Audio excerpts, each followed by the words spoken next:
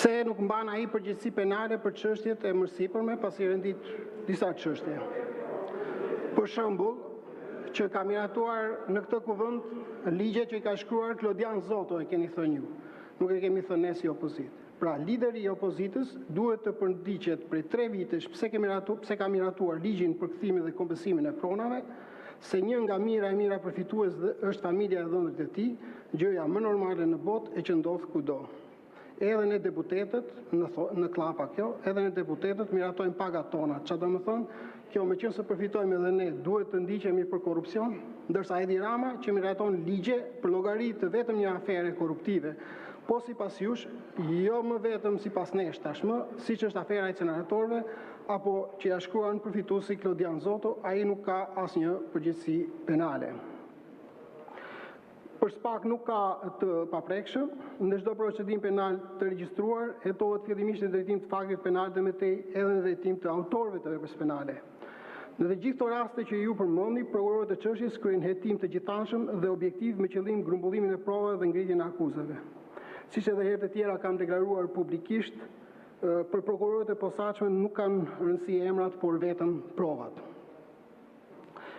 Pyetje tjetër e bërë nga deputeti Luciano Boçi, a i keni dëgjuar ju ultimatumin e kryeministit Edi Rama, thënë publikisht në shkurt 2025, që SPAK mos guxojë të dalë në terren dhe të afrohet partive politike në fushat, të mos guxojë të gjurmojë partitë në zgjedhje. E vërteta është që në fakt ju, edhe pse bëhet shpërndarjen e prokurorëve nëpër territor, përveç ndonjë vizite e disa orësh në ndonjë qark të caktuar, prokurorët dhe hetuesit e BKH as ishin në terren, as gjurmuan partinë e kryeministit, as nuk dërmorën ndonjë arrestim në flagrancë për krime zgjedhore. Thoni, kemi në hetim disa çështje. Pra, po përpiqeni të gjeni prova. Por ju kujtoj që zgjedhjet kanë 6 muaj që kanë përfunduar. Tani pyetja ime është, nëse nuk ishin në terren gjatë zgjedhjeve për të gjetur prova, kur do të gjeni zgjedhjet e tjera? Kur do të gjeni zgjedhjet e tjera? Prokuroria e posaçme ka qenë dhe prokuroria e posaçme përfshi prokurorë dhe hetues të byros kombëtare të hetimit, kanë qenë në terren, ka qenë edhe në zonën që ju keni drejtuar politikisht zoti Boçi, dhe ju e dini shumë mirë se sa e vëmendshme ka qenë prokuroria e posaçme edhe ndaj denoncimeve publike të bëra edhe nga ana juaj, ku pas një denoncimi publik të bërë në media lokale, je kontaktuar nga hetuesit e byros kombëtare të hetimit dhe të shbërë editur, jeftuar, të japish të dhëna, indicje apo dhe kallëzim penal lidhur me faktin që ju e kishit denoncuar më parë në një emision në media. Në të njëjtën kohë, me kontaktin që mori me ju, hetuesit e byros kombëtare të hetimit, së bashku me policinë e shtetit, bën verifikimet përkatëse lidhur me pretendimin tuaj në zonën ku ju denonconit dhe nuk rezultoi që të ekzistonte ajo situatë e bërë e paraqitur në denoncimin tuaj publik. Dhe prokuroria e posaçme thash ka qenë në të gjithë rrethët pothuajse. Atje ku ka patur problematik, ka marrë kontakt me përfaqësues të partive politike, me qytetarët, me prokuritë e jurisdiksionit të përgjithshëm, me policinë e shtetit, duke kryer edhe veprimet konkrete hetimore. Për të vazhduar te pyetja tjetër e zotit Boçi, pastaj thoni që partitë politike bën kallëzim me indicje, por nuk sollën prova. Por ju, duke patur hetues BKH, policinë shish, mjete procedurale, si kontrolli dhe përgjimi, dhe sot që flasim thoni s'kemi ende prova, po i kërkojmë e po hetojmë për 40 procedime jeni shprehur. Po partitë politike përveç indicjeve, çfarë tjetër mund të sillnin? Dini gjë që kemi shërbime hetimore ne në përbërje apo policë, apo mund të përgjojmë e kontrollojmë ambientet të caktuara. Po, ne kërkojmë që partitë politike dhe drejtuesit politik të tyre të ngrihen në nivelin e qytetari të Republikës Shqipërisë, të cilit i kërkohet në rast se vjen e dieni të një krimi të kallëzojë krimin. Kjo kërkohet edhe nga drejtuesit e partive politike dhe sa i takon hetimeve, edhe sa i takon zonës që ju keni mbuluar zoti Boçi, kemi disa procedime të cilat vazhdojnë dhe po kryen hetime me qëllim evidentimin e autorëve përgjegjës të veprave penale.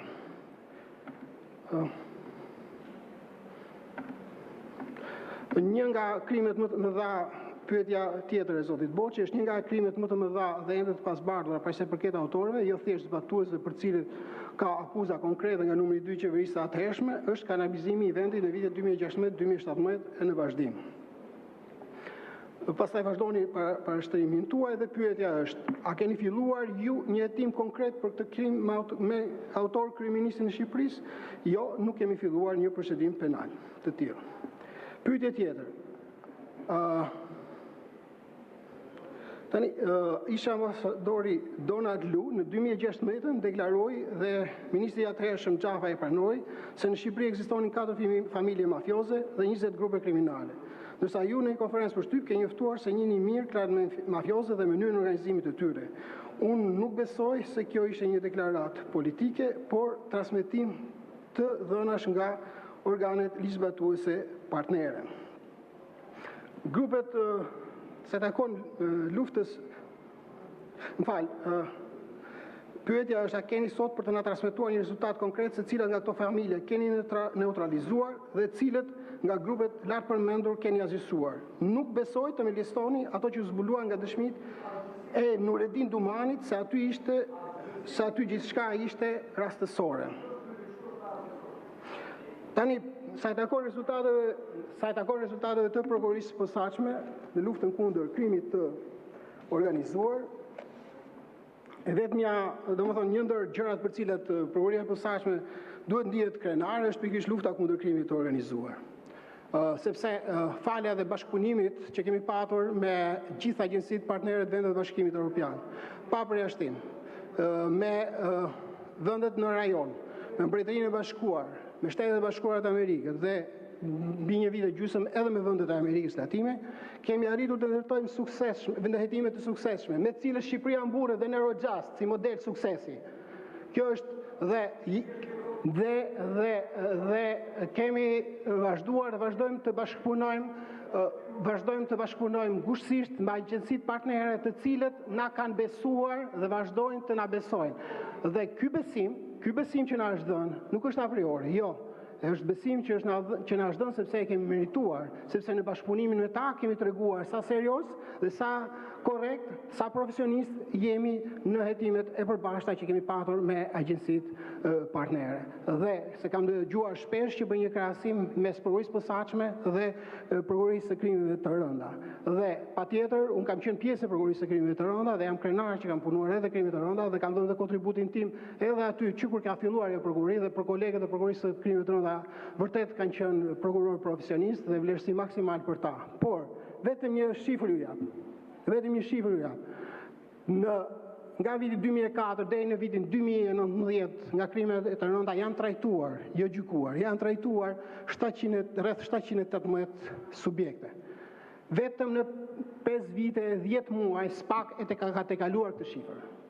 Dhe niveli sofistikimit të krimit organizuar sot as që mund të krahasohet me shkallën e organizimit që ekzistonte 10 vite më parë, 12 vite më parë, as 6-7 vite më parë, sepse krimi organizuar shumë dinamik dhe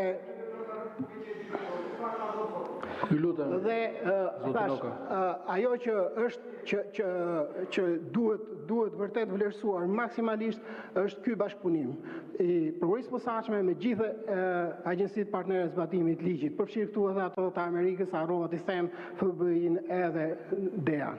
Një bashkëpunim pa barriera, të hapur në çdo orë të ditës me qëllimin e vetëm të bëhemi bashkë dhe të jemi suksesshëm në luftën kundër krimit të organizuar. Dhe të thash, nuk ta jep kush të besim dhe këtë vlerësim. Jo, duhet japësh prova. S'ka a priori besim dhe vlerësim.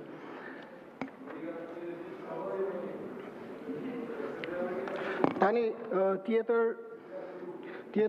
pyetje e zotit Boçi është: pse nuk merren si të pandehur politikanët e implikuar si në rastet ku